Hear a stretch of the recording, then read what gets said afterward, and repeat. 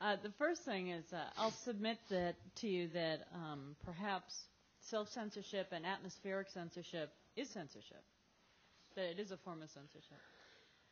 Okay. All right. Yeah. There's a culture. There's a culture in the media. There's a culture in all fields, and I think that these issues are deeply ingrained in the culture. You could call it censorship, sure. Yeah. When I was preparing for this, my next door neighbor saw the title of the article, and it had to do with, Rwanda genocide. Right. And he said, well, the difference, though, is that while we may be killing a few people over in Iraq, it's mostly Iraqis killing Iraqis. Can you... Yeah. You kind of alluded to that, but could you speak to that more? Yeah.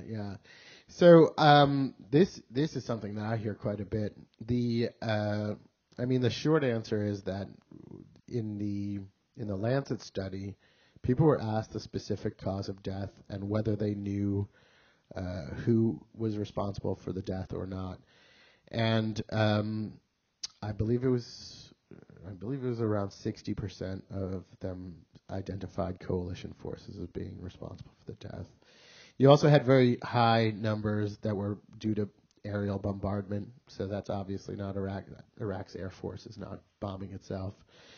The other thing that I would just point out, which I always find the skepticism kind of interesting, because it brings me to the question of, well, what the hell do they think these guys are doing over there?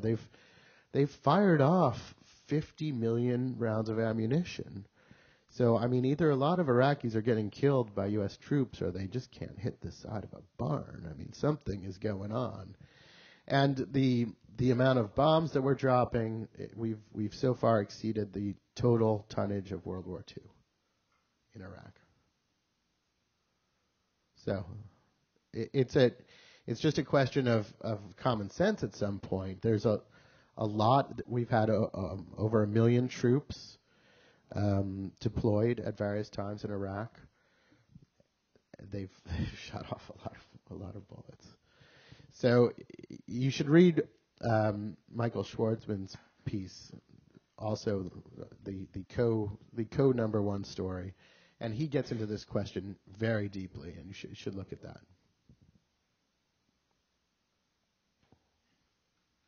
Hi.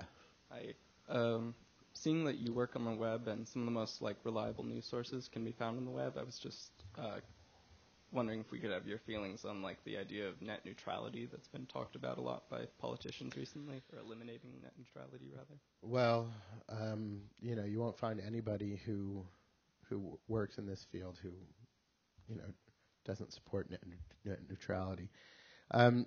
This is not really my issue, but it's an issue that's important to all of us. It's a question of whether there'll be basically gatekeepers that can give priority to one set of packets over the next. Maybe you can explain it better.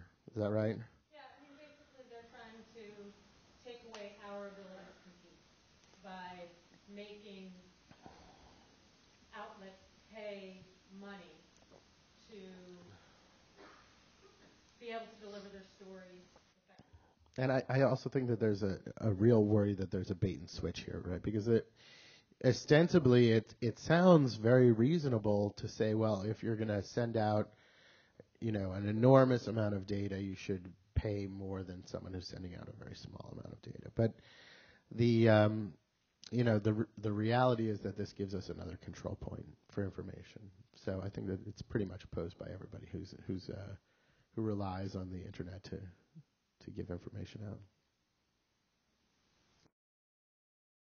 You stated exceptionalism, especially in regards to the AP poll of U.S. citizens talking about how many people they thought that mean value was ridiculously low. It's something less than 10,000.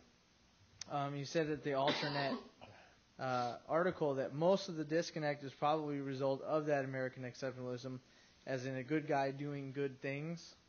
It's obvious that image may be deteriorating quickly, especially within the younger generations. And my question was, how do you think media would continue to establish the image in the face of such overwhelming evidence?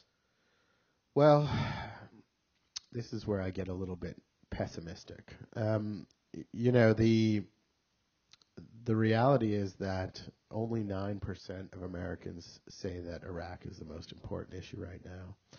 And that's certainly understandable with the economy melting down. But if you look at what happened after Vietnam, there was this kind of great wave of anti-militarism that came over the country. And there was a concerted effort to reestablish the valiant image of the U.S. military.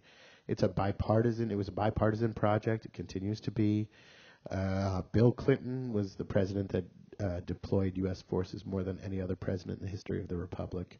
He did so always with humanitarian cover, at least.